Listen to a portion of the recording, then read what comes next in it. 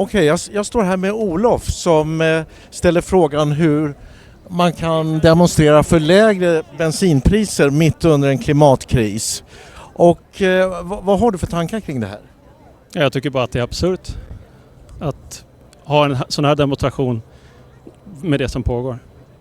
Och det som pågår, vad tänker du då? Ja, klimatförändringar i grunden. Att det blir varmare? Det blir varmare. Haven stiger.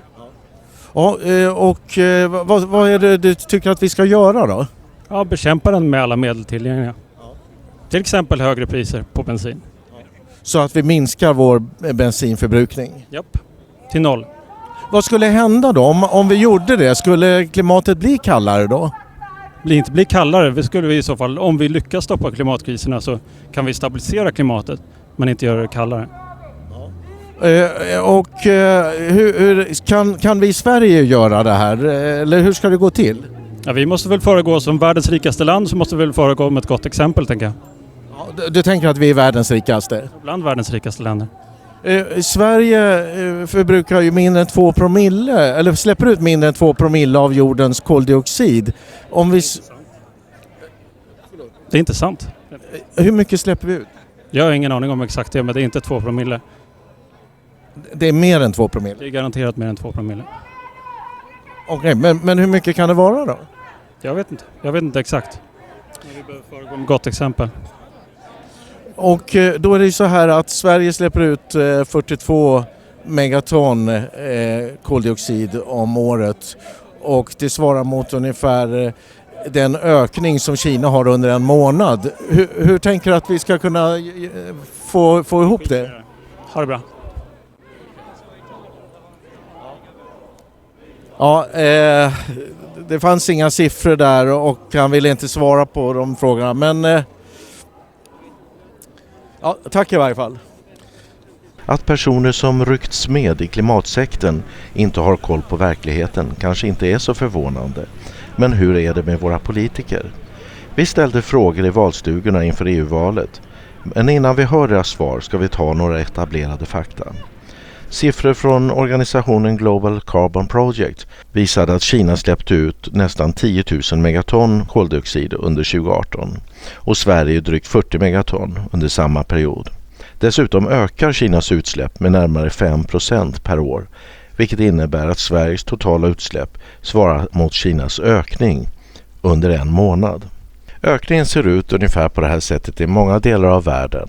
Och det handlar om att länder som tidigare har varit fattiga nu vill ge sin befolkning elektricitet. Och det är ingenting som vi i Sverige varken kan eller ska försöka stoppa.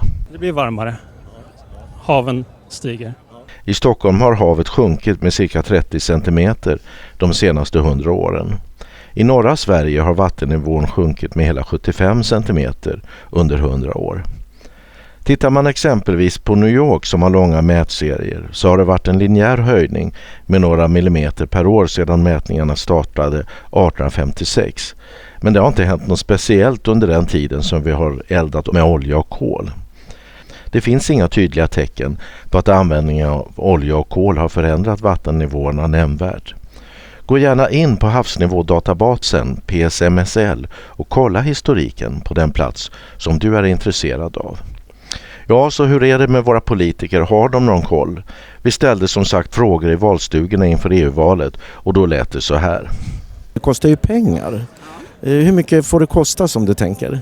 Det är en helt omöjlig fråga att svara på. Jag kan inte här stå och säga någon siffra. Det är helt omöjligt. Det finns inget tak där som man tänker sig eller har diskuterat?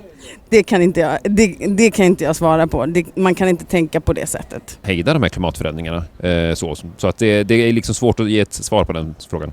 Hur mycket ska vi satsa tycker du på klimatfrågor? Hur stora pengar ska vi lägga på det? Alltså det är ju ändå en ödesfråga för världen. Hur mycket kostar våra klimatinsatser i Sverige? Har du någon känsla för det? Nej, hur menar du då? I kronor och ören eller? Ja, det har jag ingen aning om vad det kostar. Energiskatten är ju ungefär 100 miljarder om året. Får vi någonting för de pengarna som du ser det? Får vi ett bättre klimat? Ja, alltså på sikt får vi naturligtvis det. Va? Hur mycket kallare skulle du bedöma att det blir om vi helt slutar använda fossila bränslen i Sverige? Jag har ingen aning om sådana siffror. Jag vill inte dividera med sådana. Nej. Men om vi inte vet vad det påverkar klimatet, varför ska vi då göra det? Det är klart det påverkar klimatet om vi kör mindre bil. Hur mycket påverkar det klimatet? Siffror, jag vill inte dividera med siffror så att säga. Men vi har också stort ansvar att lyssna på den yngre generationen vad gäller klimatförändringarna. Men också se till att vi tar ett ansvar för resten av världen. Intervjuerna med partiföreträdarna ligger i sin helhet på vår hemsida swebtv.se under fliken reportage. Skicka mejl till info@swebtv.se om du vill tipsa eller komma med på vår mejllista. Vi använder vår mejllista endast för att informera om våra program och annat liknande.